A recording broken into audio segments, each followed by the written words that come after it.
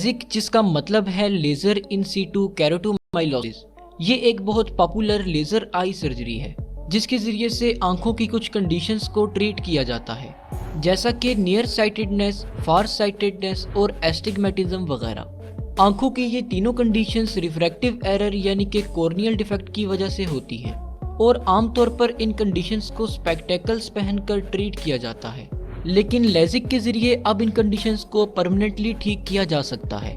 Lasik यानी कि laser eye surgery कैसे परफॉर्म की जाती है, ये देखने से पहले जरा इन तीनों कंडीशंस को समझ लेते हैं। जब आप किसी चीज को देखते हैं तो लाइट रेस आपकी आंख के कॉर्निया और लेंस से रिफ्रैक्ट यानी कि बेंड होकर रेटिना लेयर पर टकराती है और फिर रेटिना इन रेस की इंफॉर्मेशन को ऑप्टिक नर्व के रास्ते ब्रेन तक पहुंचाती है, जहां पर इस इंफॉर्मेशन को प्रोसेस करके इमेजेस क्रिएट की जाती हैं और इस तरह से हम देखने के काबिल होते हैं। क्लियर देखने के लिए ये बहुत ज़रूरी है कि लाइट रेस आपकी आंख की रेटिना पर जाकर टकराएं, और ऐसा तब मुमकिन होता है जब आपकी आंख का लेंस और कॉर्निया रेस को ठीक डायरेक्शन में रिफ्रैक्ट कर सकें। लेकिन बाज़ औक़ात कुछ लोगों में कॉर्निया लाइट रेस को ठीक डायरेक्शन में बेंड नहीं करवा सकता। कॉर्निया इंसानी आंख के फ्रंट पर मौजूद सबसे बाहर वाली लेयर होती है। ये देखने में ट्रांसपेरेंट और राउंड सी होती है, मगर रिफ्रैक्टिव एरर के मरीजों में कॉर्निया की शेप नॉर्मल हालत से ज़रा चेंज हो जाती है, जिसकी वजह से इनमें अमूमन 3 किस्म की कंडीशंस जन्म ले सकती हैं। नंबर 1, नियर साइटेडनेस और मायोपिया। नियर साइटेडनेस के मरीजों में आंख का कॉर्निया ज़रा ज़्यादा गुंबद नमा यानी बाहर को उभरा होता है, जिसकी वजह से लाइट रेस ज़रूरत से ज़्यादा बेंड होने लगती हैं। ऐसे मरीज करीब की चीज़ को तो क्लियरली देख लेते हैं, मगर दूर की नज़र थोड़ी कमज़ोर होती है। ऐसा इसलिए होता है कि इनकी आंख की कॉर्निया दूर की लाइट रेस को ज़्यादा बेंड कर देती है, जिसकी वजह से रेस रेटिना पर हिट होने के बजाय पहले ही आंख में टकरा जाती हैं और फिर दूर की चीज़ धुंधली दिखाई देती है। नंबर 2, फार साइटेडनेस और हाइप्रोपिया। फार साइटेडनेस के मरीजों की आंख का कॉर्निया राउंड के बजाय ज़रा फ्लैट सा होता है, जिसकी वजह से लाइट रेटिना पर हिट होने के बजाय रेटिना से पीछे जाकर हिट होती है।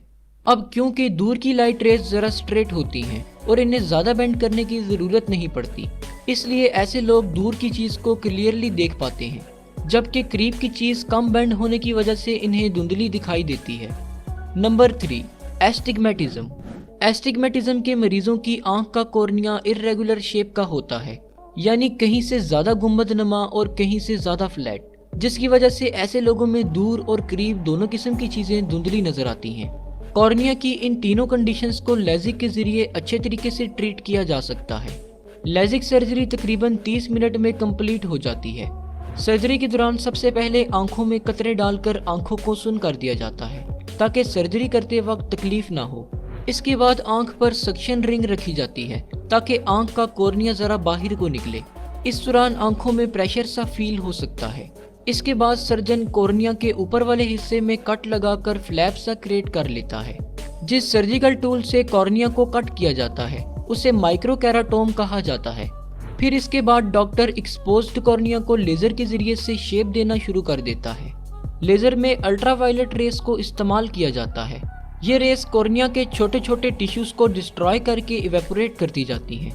इस दौरान क्योंकि कॉर्नियल टिश्यू बर्न हो रहे होते हैं, इसलिए ज़रा बर्निंग स्मेल आ सकती है। सर्जन अगर नियर साइटेडनेस के मरीजों को ट्रीट कर रहा हो तो वो कॉर्निया के सेंटर रीजन से टिश्यूज को कम करता है ताकि कॉर्निया की शेप गुंबद नुमा से नॉर्मल राउंड हो सके।